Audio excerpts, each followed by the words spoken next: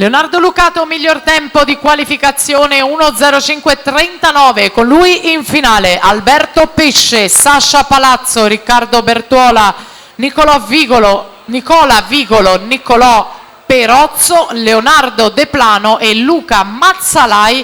1:09:79 era l'ottavo tempo utile per qualificarsi alla finale.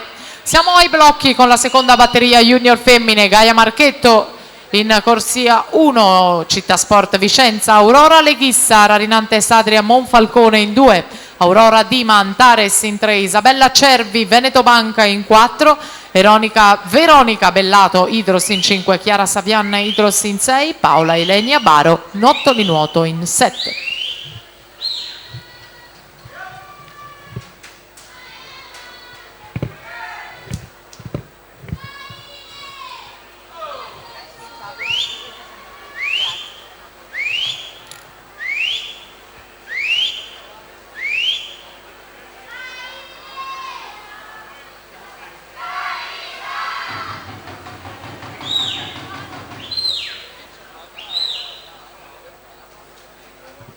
E Katia Cagnato che incassa la vittoria di serie, per lei 1:17:94.